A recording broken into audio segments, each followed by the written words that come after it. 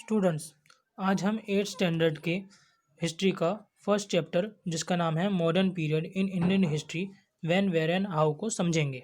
इसमें हम जानेंगे कि इन मॉडर्न पीरियड की शुरुआत इंडिया में कब हुई, इंडस्ट्रियल रिवॉल्यूशन वर्ल्ड में क्या क्या चेंजेस लेकर आई और मॉडर्न पीरियड की हिस्टोरिकल सोर्सेस क्या क्या मौजूद हैं।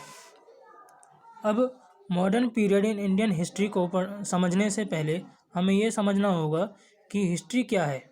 एक फेमस हिस्टोरियन है E.H. कार।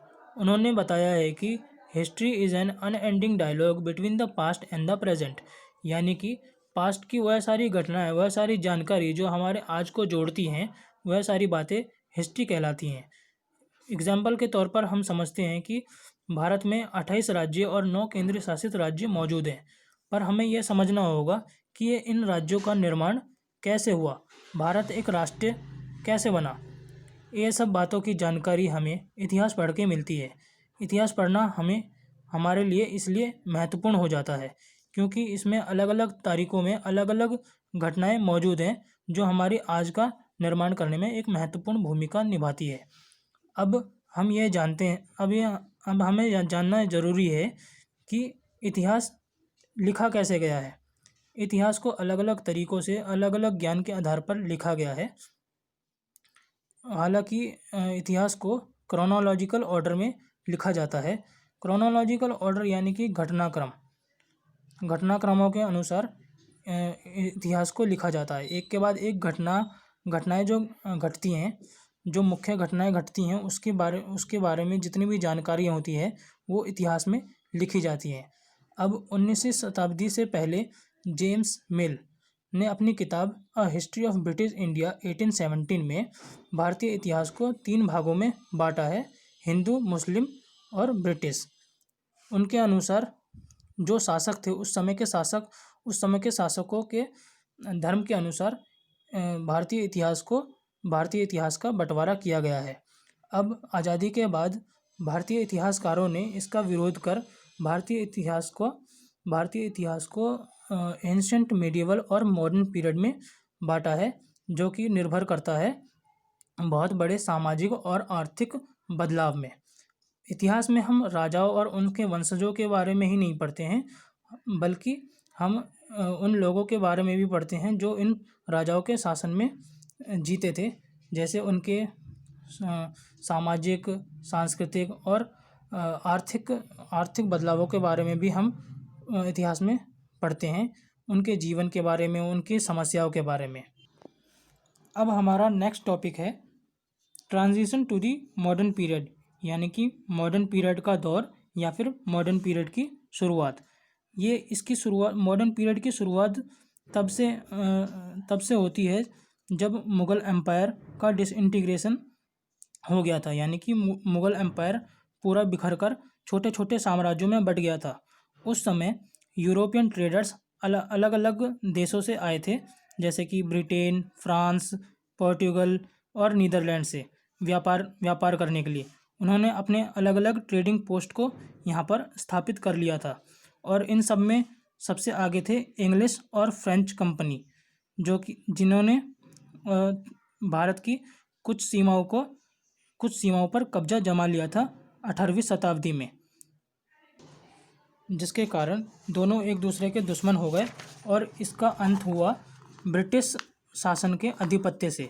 ब्रिटिश शासन ने अपना धीरे धीरे सीमा बढ़ाने लगे और द बैटल ऑफ प्लासी 1857 की लड़ाई और बैटल ऑफ बक्सर 1764 की लड़ाई में उन्होंने पूरे बंगाल पर कब्जा जमा लिया और उसे एक उपनिवेश बना लिया ब्रिटिश ईस्ट इंडिया कंपनी के अंडर में।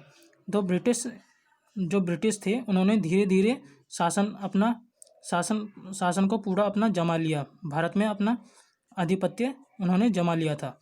तो ये जो मॉडर्न पीरियड है, यानी कि जो आधुनिक काल है इंडिया में, ये समझा जाता है कि जब ब्रिटिश ईस्ट इंडिया की कंपनी के अंतर्गत जब ये पूरे देश में ब्रिटिश शासन लागू हो चुका था, तब माना जाता है। अब हमारा नेक्स्ट टॉपिक है डेवलपमेंट्स इन दी वर्ल्ड, जो विकास या फिर जो भी परिवर्तन हुए खाली इंडिया में नहीं बल्कि पूरे संसार में अलग अलग जगहों पर परिवर्तन देखने को मिले। अब 18वीं शताब्दी के दौरान एक इंडस्ट्रियल रिवॉल्यूशन हुआ इंग्लैंड में, जहाँ पे जो सामान जो फैक्ट्रियों में बनते थे वो अब मशीनों के द्वारा बनने लगे। पहले जब जो आदमी अपने हाथों से सामानों को बनाते थे, जैसे कपड़ा कपड़ा जैसे कपड़े, खिलौने और मसाले जो लोगों द्वारा बनाए जाते थे अपने हाथों से, अब फैक्ट्रियों में मशीनों द्वारा बनाया जाने लगा। इंग्लैंड में इंडस्ट्रियल प्रोडक्शन काफ़ी ज़्यादा बढ़ चुका था, जिसमें लोगों ने नए नए एक्सपोर्ट मार्केट्स ढूंढने शुरू कर दिए थे। ऐसा भारत में ही ऐसा भारत में ये सारे मार्केट्स देखे जा सकते थे पहले, क्योंकि भारत अंग्रेज क्या करते थे कि भारत से ही कच्चा माल लेकर जो बना हुआ सामान था वो भारत को ही बेचते थे। इस तरीके से वो लूटपाट किया करते थे भारत में। अब क्या है, एक भावना, राष्ट्रवाद की भावना का उदय हुआ यूरोप में 19वीं शताब्दी में।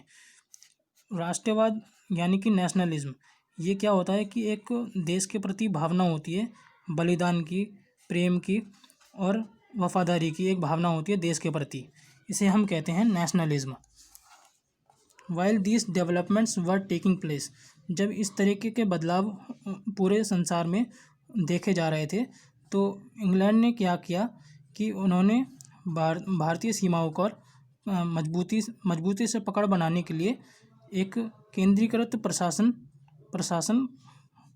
पर निर्भर हो गई।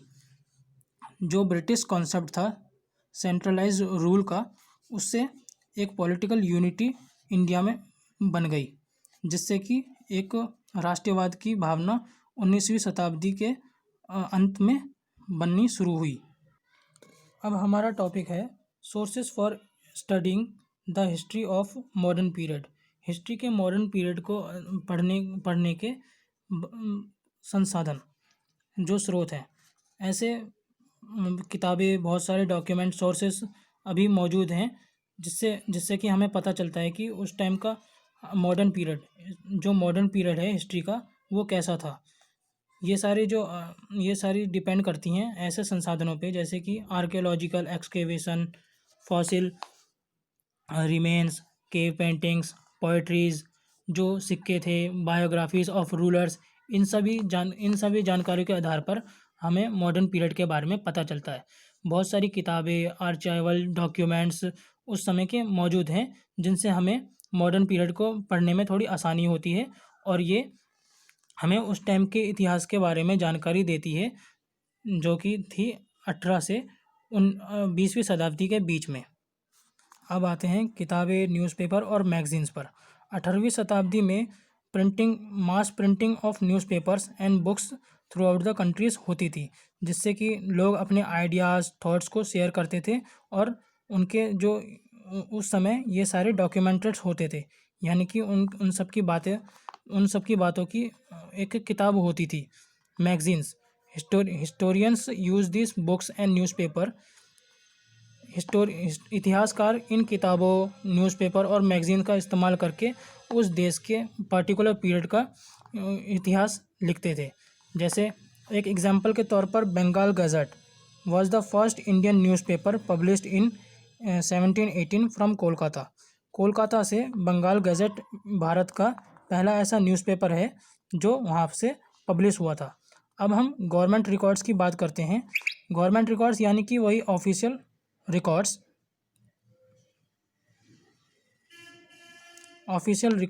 जिसे हम आर्चाइवल रिकॉर्ड्स भी कहते हैं, of the government of British India.